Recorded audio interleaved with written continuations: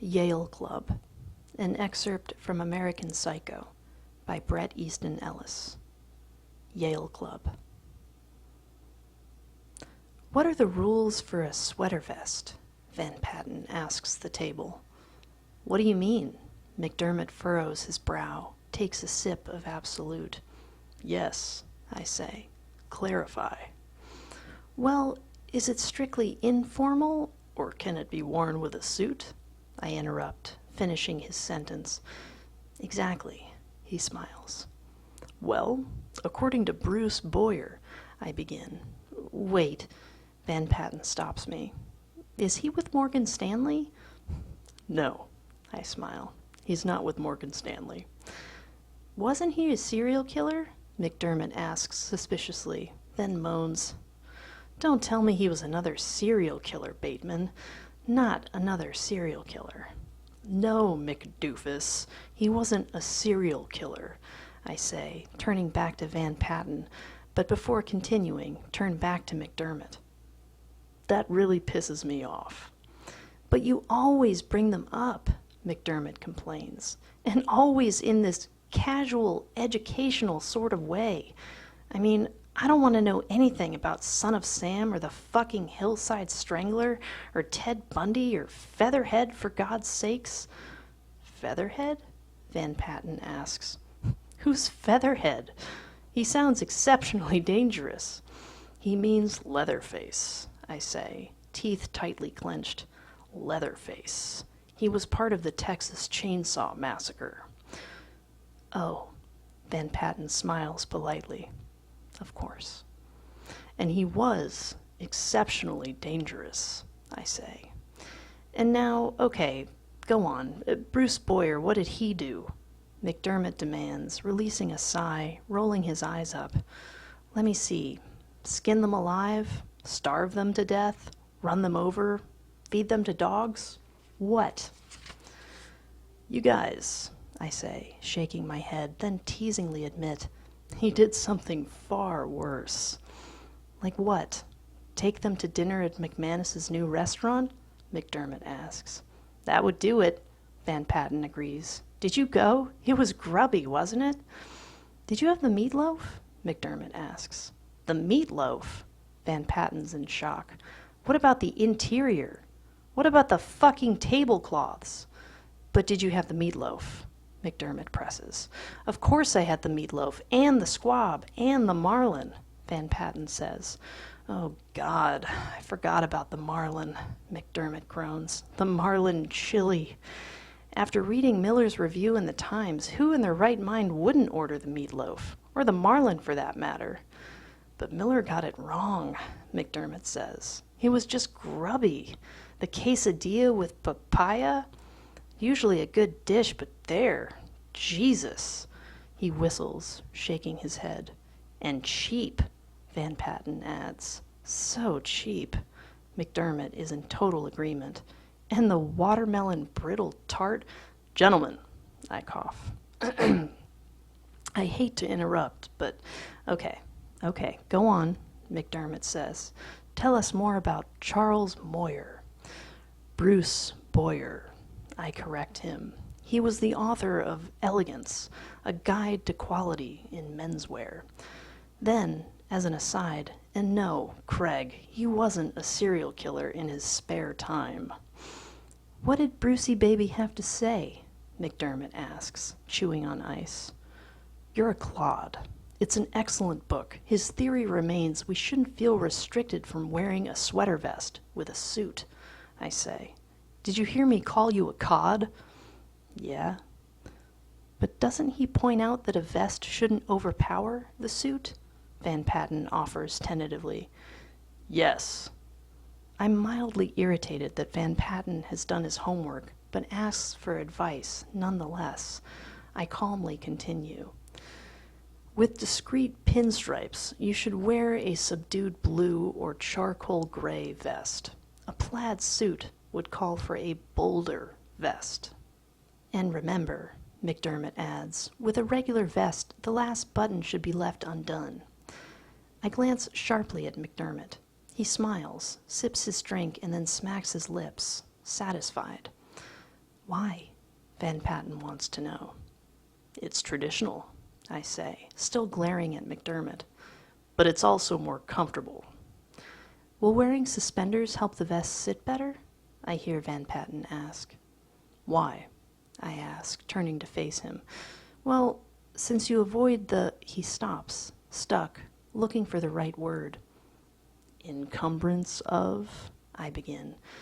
The belt buckle, McDermott finishes. Sure, Van Patten says. You have to remember, again, I'm interrupted by McDermott. Remember that while the vest should be in keeping with the color and the style of the suit, completely avoid matching the vest's pattern with your socks or tie, McDermott says, smiling at me, at Van Patten. I thought you hadn't read this book, I stammer angrily. You just told me you couldn't tell the difference between Bruce Boyer and John Wayne Gacy. It came back to me, he shrugs. Listen, I turn back to Van Patten, finding McDermott's one-upmanship totally cheap. Wearing Argyle socks with an Argyle vest will look too studied. You think so? He asks. You'll look like you consciously worked for this look, I say. Then, suddenly upset, turn back to McDermott. Featherhead? How in the hell did you get Featherhead from Leatherface?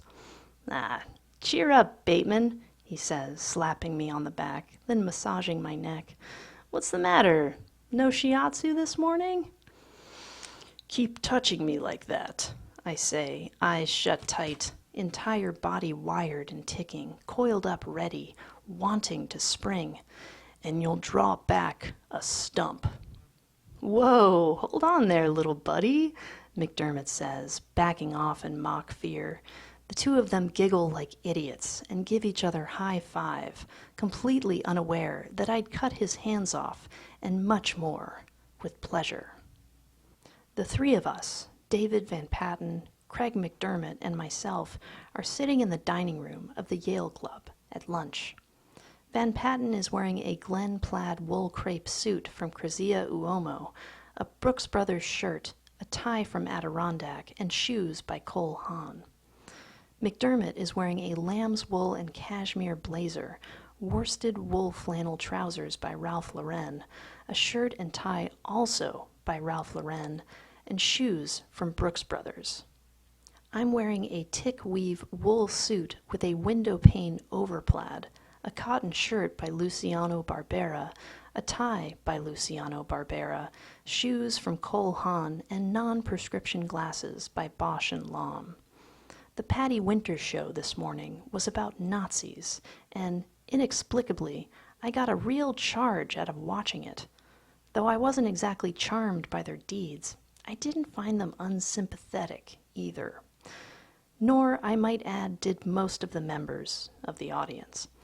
One of the Nazis, in a rare display of humor, even juggled grapefruits, and, delighted, I sat up in bed and clapped. Louis Carruthers sits 5 tables away from this one, dressed as if he'd done some kind of frog attack this morning. He's wearing an unidentifiable suit from some French tailor, and if I'm not mistaken, the bowler hat on the floor beneath his chair also belongs to him. It has Louis written all over it. He smiles, but I pretend not to notice. I worked out at Exclusive for 2 hours this morning, and since the 3 of us have taken the rest of the afternoon off, we're all getting massages. We haven't ordered yet. In fact, we haven't even seen menus. We've just been drinking. A bottle of champagne is what Craig originally wanted, but David shook his head vehemently and said, "Out, out, out," when this was suggested, and so we ordered drinks instead. I keep watching Louis, and whenever he looks over at our table, I tip my head back and laugh, even if what Van Patten or McDermott's saying isn't particularly funny, which is practically always. I've perfected my fake response to a degree where it's so natural sounding that no one notices. Louis stands up, wipes his mouth with a napkin, and glances over here again before exiting the dining area and, I'm supposing, goes to the men's room. But there's a limit, Van Patten is saying. The point is, I don't want to spend the evening with the Cookie Monster. But you're still dating Meredith, so what's the difference? I ask. Naturally, he doesn't hear. But Ditzy is cute, McDermott says. Ditzy is very cute. Bateman? Van Patten asks. Any style opinions on ditziness? What? I ask, getting up. Ditzy? No, McDermott this time. Ditzy's desirable. Comprende? Listen, I say, pushing my chair in. I just want everyone to know that I'm pro-family and anti-drug. Excuse me. As I walk away, Van Patten grabs a passing waiter and says, his voice fading, "Is this tap water? I don't drink tap water. Bring me an Evian or something, okay?" Would Courtney like me less if Lewis was dead? This is the question I have to face, with no clear answer burning back across my mind as I make my way slowly through the dining room, waving to someone who looks like Vincent Morrison, someone else who I'm fairly sure is someone who looks like Tom Newman. Would Courtney spend more time with me, the time she now spends with Lewis, if he was out of the picture, no longer an alternative, if he was perhaps dead? If Lewis were killed, would Courtney be upset? Could I genuinely be of comfort without laughing in her face, my own spite doubling back on me, giving everything away? Is the fact that she dates me behind his back what excites her? My body, or the size of my dick? Why, for that matter, do I want to please Courtney? If she likes me only for my muscles, the heft of my cock, then she's a shallow bitch. But a physically superior, near-perfect-looking shallow bitch. And that can override anything, except maybe bad breath or yellow teeth, either of which is a real deal-breaker. Would I ruin things by strangling Lewis? If I married Evelyn, would she make me buy her LaCroix gowns until we finalized our divorce? Have the South African colonial forces and the Soviet-backed black guerrillas found peace yet in Namibia? Or would the world be a safer, kinder place if Lewis was hacked to bits? My world might, so why not? There really is no other hand. It's really even too late to be asking these questions, since now I'm in the men's room, staring at myself in the mirror, tan and haircut perfect, checking out my teeth, which are completely straight and white and gleaming. Winking at my reflection, I breathe in, sliding on a pair of leather Armani gloves, and then make my way toward the stall Lewis occupies. The men's room is deserted. All the stalls are empty, except for the one at the end, the doorknob locked, left slightly ajar, the sound of Lewis whistling something from Les Miserables getting almost oppressively louder as I approach. He's standing in the stall, his back to me, wearing a cashmere blazer, pleated wool trousers, a cotton silk white shirt, pissing into the toilet. I can tell he senses movement in the stall because he stiffens noticeably, and the sound of his urine hitting water stops abruptly midstream. In slow motion, my own heavy breathing blocking out all other sounds, my vision blurring slightly around the edges, my hands move up over the collar of his cashmere blazer and cotton flannel shirt, circling his neck until my thumbs meet at the nape and my index fingers touch each other just above Lewis's Adam's apple. I start to squeeze, tightening my grip, but it's loose enough to let Lewis turn around, still in slow motion, so he can stand facing me, one hand over his wool and silk polo sweater, the other hand reaching up. His eyelids flutter for an instant, then widen, which is exactly what I want. I want to see Lewis's face contort and turn purple, and I want him to know who it is who is killing him. I want to be the last face, the last thing that Lewis sees before he dies, and I want to cry out, "I'm fucking Courtney! Do you hear me? I'm fucking Courtney! Ha ha ha!" And have these be the last words, the last sounds he hears, until his own gurglings, accompanied by the crunching of his trachea, drown everything else out. Lewis stares at me, and I tense the muscles in my arms, preparing myself for a struggle that, disappointingly, never comes. Instead, he looks down at my wrists and for a moment wavers, as if he's undecided about something, and then he lowers his head and kisses my left wrist. And when he looks back up at me, shyly, it's with an expression that's loving and only part awkward. His right hand reaches up and tenderly touches the side of my face. I stand there, frozen, my arms still stretched out in front of me, fingers still circled around Lewis's throat. "God, Patrick," he whispers, "why here?" His hand is playing with my hair now. I look over at the side of the stall, where someone has scratched into the paint Edwin Gibbs' marvelous head, and I'm still paralyzed in this position and gazing at the words, confused, studying the frame surrounding the words as if that contained an answer, a truth. Edwin? Edwin who? I shake my head to clear it and look back at Lewis, who has this horrible, love-struck grin plastered on his face, and I try to squeeze harder, my face twisted with exertion, but I can't do it. My hands won't tighten, and my arms, still stretched out, look ludicrous and useless in their fixed position. "I've seen you looking at me," he says, panting. "I've noticed your," he gulps, "hot body." He tries to kiss me on the lips, but I back away, into the stall door, accidentally closing it. I drop my hands from Lewis's neck, and he takes them and immediately places them back. I drop them once again and stand there contemplating my next move, but I'm immobile. "Don't be shy," he says. I take a deep breath, close my eyes, count to 10, open them, and make a helpless attempt to lift my arms back up to strangle Lewis, but they feel weighed down, and lifting them becomes an impossible task.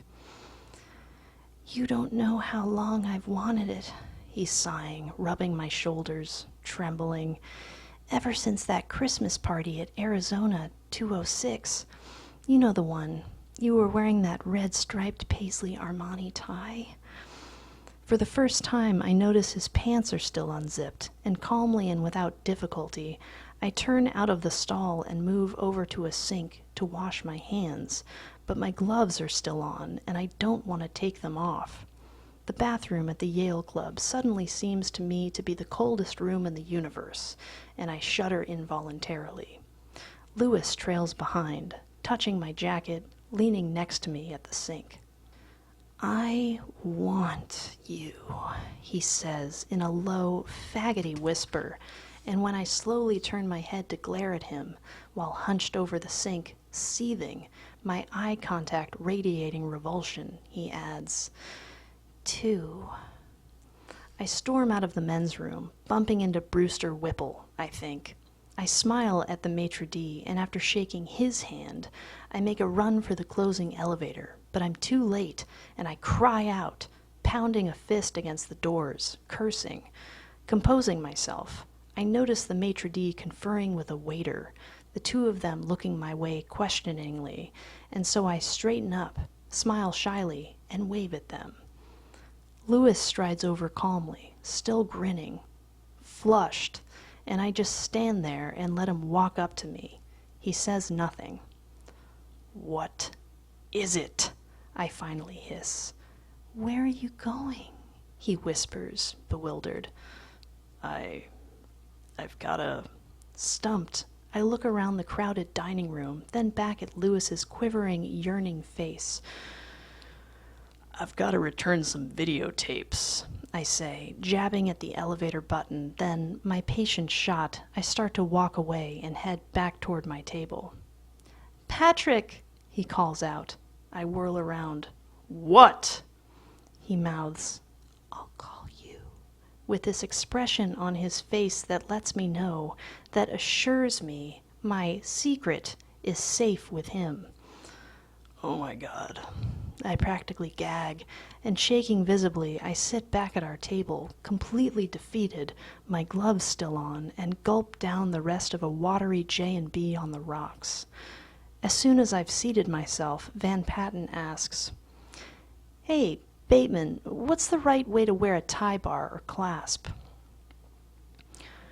While a tie holder is by no means required business wear, it adds to a clean, neat overall appearance. But the accessory shouldn't dominate the tie. Choose a simple gold bar or a small clip and place it at the lower end of the tie at a downward 45-degree angle.